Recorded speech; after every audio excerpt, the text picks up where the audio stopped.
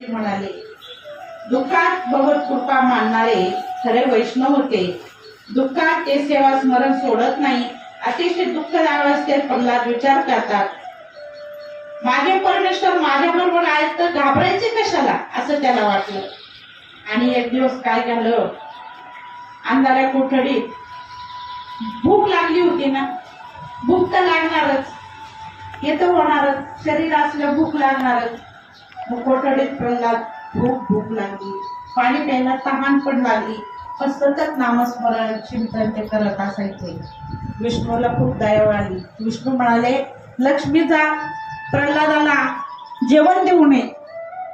लक्ष्मीने पार्षदला पाठवलं आणि पार्षदाने सुंदर ताट बनवून आणलं आणि ते प्रल्हादाला तिथं बंदीखान्यात दिलं. हिरण्यकशिपू प्रल्हाद खूप छान तिथं जेवण करायचे बंदीखान्यात. आणि जेवण करायला लागले तेवढ्यात तिथं त्या रक्षकांनी पाहिलं आणि हिरण्यकशिपूला जाऊन सांगितलं, प्रल्हाद जेवण करतोय. ते म्हणे, तुम्ही कोणी दिलं नाही ना? नाही, आम्ही नाही दिलं म्हणे, आम्ही जेवण दिलंच नाही. मग दिलं कोणी म्हणे जेवण याला? त्याला विचारलं, जेवण कोणी दिलं? माझ्या हरीने दिलं म्हणे मला जेवण. ज्याला 9 महिने मला माझ्या पोटामध्ये ज्याने मला सांभाळ केला, त्या बंदीखान्यात त्यांनी माझा सांभाळ केला, त्यांनीच मला जेवण दिलं, त्याला पाणी दिलं, हे दिलं. आता याला ठेवायचंच नाही, याला मारायलाच पाहिजे. याची पातळी आता उच्च गाठायला लागल्या, याचे जास्त म्हणजे भगवंताचे जास्त नामस्मरण करायला लागला हा, याला काहीतरी करायलाच पाहिजे. त्यांनी काय केलं, पर्वतावर नेलं. जरा म्हणे त्याला पर्वतावर घेऊन जा.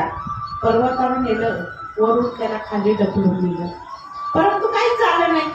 वरून ढकलून दिलं तरी काही झालं नाही प्रल्हादाला, कारण त्याला तारणहार तिथं उभं होता. अलगद त्याला उचललं श्रीकृष्णाने, त्याला अलगद उचललं, त्याला काहीच झालं नाही.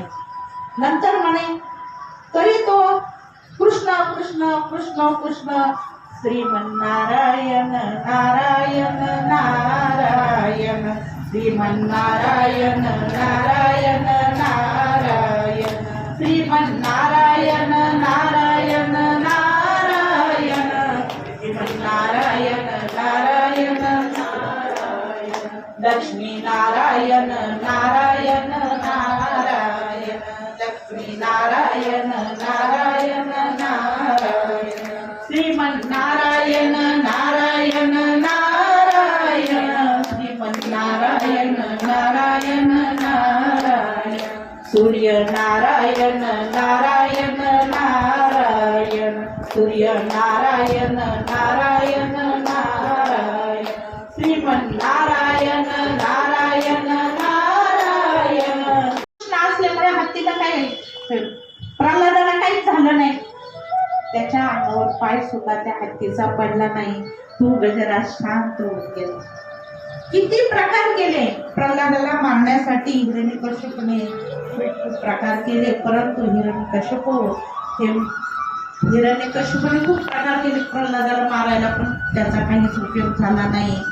आणि प्रल्हाद आपल्या भक्तीमध्येच दंग राहिले.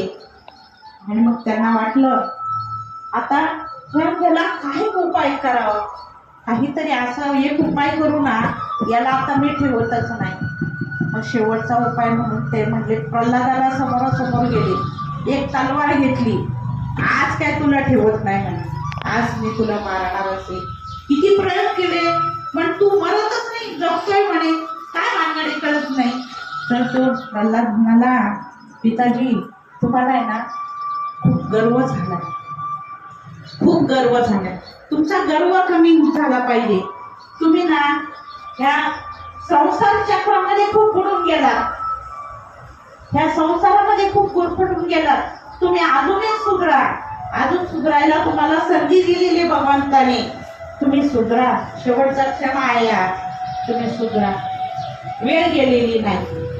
अंगम गलितं फलितं पुंडं दशनविहीनं जातं तुंडं पूज्योयैता गृहीता दण्डं तदपि न मुच्यन्त्याशा पिण्डं भज गोविन्दं भज गोविन्दं भज गोविन्दं मूढमते प्राप्ते सन्निधि मरणे नहि नहि रक्षिति दुष्कृत करणे.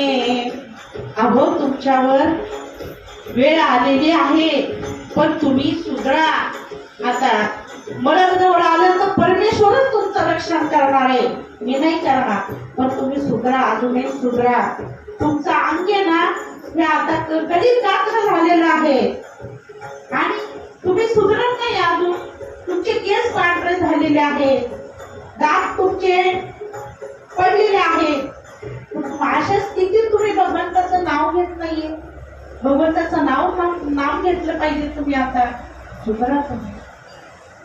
अहो हे कसं आहे, शरीर आपलं पुन्हा येणार पुन्हा जाणार, याच्यात उपयोग नाही. पुनरपि जननम पुनरपि मरणम पुनरपि जननी जठरे क्षयम यह संसारे खलु दुस्तारे कृपया पारे पाहि मुरारे. भज गोविंदम भज गोविंदम भज गोविंदम मूढमते.